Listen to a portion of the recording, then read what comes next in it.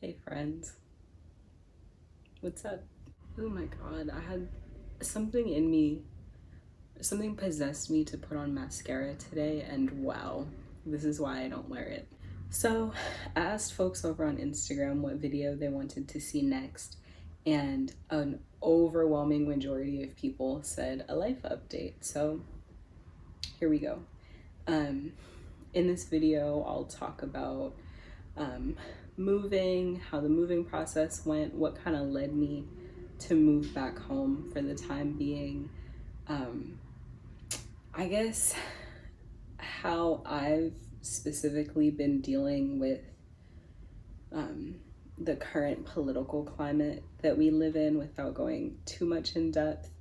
And I will say up front, for myself personally, I've been very insular regarding all of that. So I'm just going to talk about my feelings, not like my absolute thoughts on what's going on. I guess I can kind of touch on like teaching, how I've been feeling more generally lately, stuff like that. So let's get into it. So, probably the biggest transition that's happened in life that I can update y'all on is that obviously, if you saw my last video, you know I moved to New York. And for the time being, I'm living at home. I've noticed since being home, I've had to unpack a lot of the feelings that I had around living with my family as an adult. Because I really did structure the last couple years around my life around like, I'm independent. And I will say, also in New York, it's really common for people to live either with their families or with like 8 roommates for a longer time than perhaps in other places. One, some of it's cultural. I think it's a very American thing that you're like, I'm 18, I'm an adult, I need to leave, or I'm 22, I need to leave. In a lot of cultures, people don't move out their parents' house till they get married, if they get married. And then also, it's expensive as hell to be up here. So it's not easy to afford living on your own. I think I've mentioned in the past that I don't really talk about things until I either am certain that they're gonna happen or they've already happened. And I'm sure there's a variety of reasons as to why I do that. But I feel like I kind of just said I'm moving to New York and didn't really explain why, or just kind of said it's, because I want to teach and that was about it. But in the past year or so, I had a lot of major hurdles or just different major life events that kind of made me refocus. What do I want? What do I want to be doing? And a really big one was my grandpa dying, and being far from home when that happened. And it just kind of made me realize I need to be closer to my family. And a lot of the straight up sadness, a lot of the sadness that I felt when I was living in North Carolina was, I think, really just loneliness, was isolation.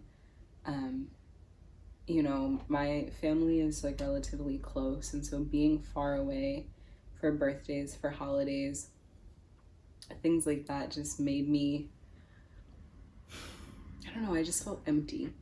I remember when I turned 24, I don't really remember too much what I did that day, but I know that, my partner that I was living with at the time put in a lot of work to make sure that I felt special and cared for that day, but even he had to go to work that night, and I remember just crying because I felt so alone.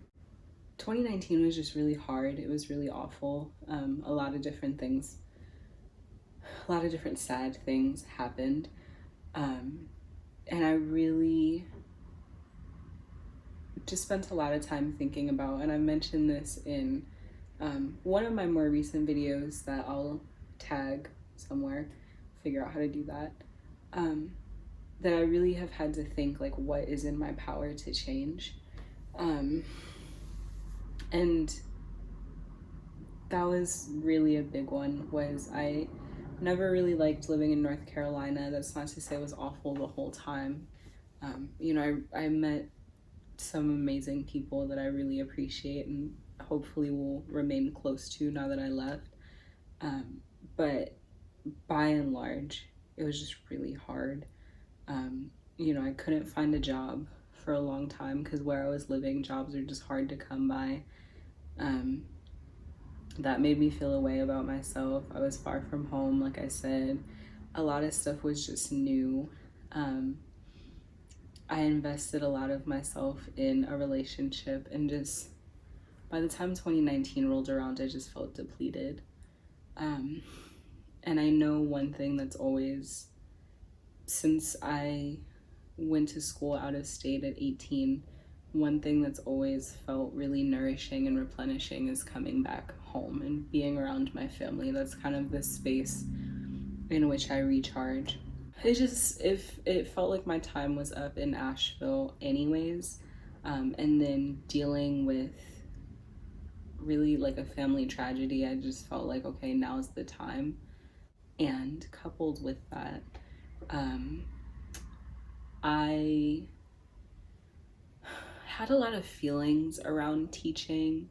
A lot of people in my family are teachers, and so I didn't want to just do it because it seemed easy. I know it's not easy, but it's the kind of thing where it's like if both your parents do something, you just know a lot about the topic kind of stuff. So I wanted to make sure that, like, if I decided to be a teacher, I was okay with myself, and really just felt secure in different ways that I didn't a couple years ago. And so I felt like now was also a good time to make a major career change, basically pile everything on at once, but make a major career change and really just get myself situated in a way that I wasn't when I was in North Carolina. I mentioned this in that same video I was referring to. I'm going to be teaching middle school English, and I'm really excited about it. I'm tired. I'm tired and anxious due to the preparation process for that, because there is a lot that goes into becoming a teacher and getting certified and getting ready for grad school, especially in New Jersey where I'll be teaching. It's a very rigorous process. And I guess that will transition into just how I've been doing lately. I've been feeling really anxious. Like, there's just a lot of different changes happening at the same time. Like, I moved. My partner and I broke up in February, but we were still kind of interacting on a regular basis and seeing each other. And so, we've had to figure out, like, okay, what now? So that feels fresh in a way that it didn't when I was still in North Carolina. Moving, breakup, teaching, just getting ready for that. And just the adjustment that comes with being in a new place. I don't remember where things are. So I just disoriented when I leave the house. And there's a pandemic. So it's just a lot. I'll readily say I'm not having the hardest of times compared to some people, and in a lot of ways I'm very privileged, and I acknowledge that. But it's been difficult. As far as the great reckoning that we're all living through and positioned within in some sort of way, I deleted Instagram at the beginning of June. I knew, not my account, just the app off of my phone. I knew I really had to set myself up mentally for all of the transitions that I was going to go through this month. And so I wanted to really be focused and make sure that for myself, I was coming up with actionable steps that I can take that aren't just consuming other people's thoughts. I am very glad that my Instagram has not gone back to normal, but I did and do just need a break and need time to focus on myself. And as a Black person, I feel that's fine. So I will say, just for transparency's sake, things that I've committed to myself to are reading.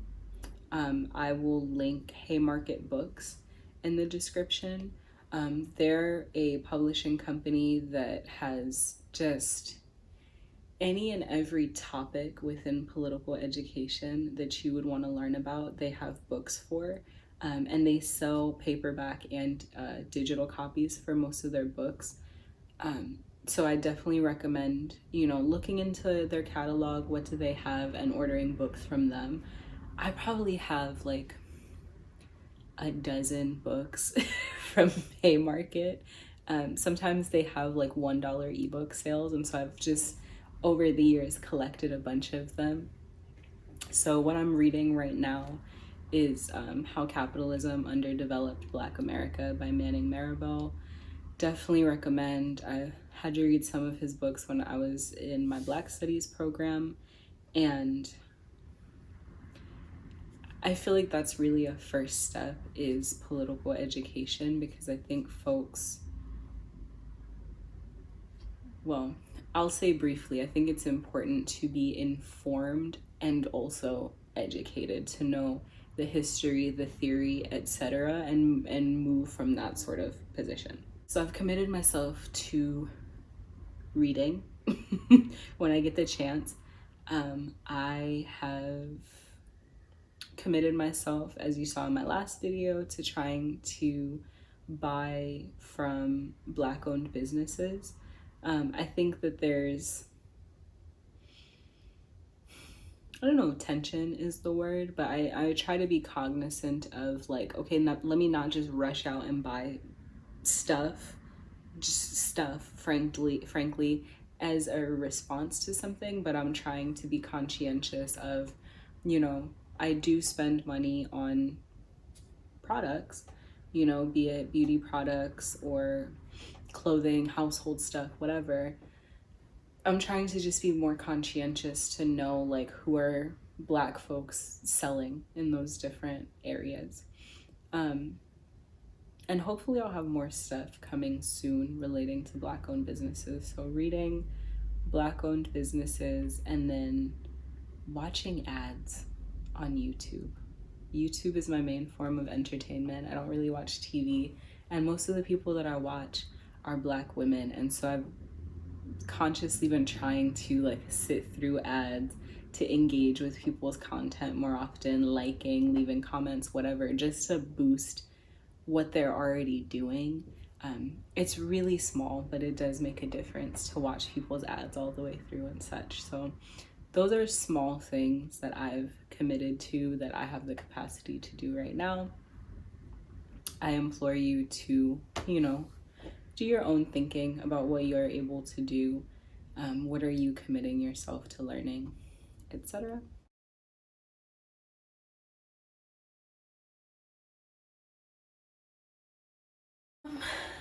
What else?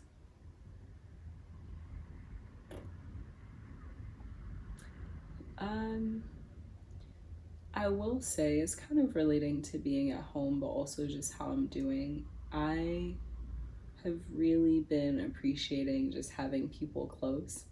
In North Carolina, I was really close to my partner's family, and then had like one friend that lived there. So it's nice to be around my own family, to be around Brianna. That's just a positive thing that's been going on, to be somewhere where things feel familiar. I guess it's like kind of random, but hair. As you can see, I have a lot more hair now. I'll make a committed hair routine video because I am really proud of myself for the point that I've gotten to with my hair and with my hair routine. So watch out for that. I'll just say right now, if you're not subscribed, subscribe. What else? I miss my dog a lot. Um, I miss my cat too, but my dog in a couple months hopefully will be in the tri-state with me. So I miss her, miss the cat. Um, and I do miss certain things about North Carolina, but it was just time to go. For full transparency, I'll just say, so in most states, the exam you have to take to become a teacher is the praxis. It's like how you have to take the GRE for other graduate programs or the LSAT for law school. The praxis is the teacher test. It's kicking my ass. I hate studying for this test. I'm getting certified in K through 6 education, and I thought I knew so much more than I do because I figured like I got through K through 6 pretty well. Studying for this test is draining me a lot, and I'm putting a lot of pressure on myself for it. But I'm taking it in a couple days. I'll report back on how I do. I'm going to pass. I'm only going to take this test once, and I will be able to start my job and start my master's program seamlessly. Just saying that now. And still, you know, I'm working really hard to make sure that I do good on this test. I will start telling y'all in my videos what nail polish I'm wearing, because when I edit, that's like all I pay attention to is how good my nails look, just to give myself some credit. So this color is called Watermelon by Essie. I did these myself. My last video, that was a manicure that I'd gotten. And that color was also by Essie. I think it was called Meet Me at Sunset. I'll link it down below. So that's what I have for y'all. There's other stuff that I probably could talk about, but I'm a private person. So hopefully this was, you know, relaxing. I really do appreciate, I say it over and over, but I really do appreciate that people find my videos relaxing. That makes me happy. I don't want to be a very, you know, chipper YouTuber because I just don't think that that's me. I appreciate y'all for watching. Make sure that you like and subscribe, and I'll see you in my next video.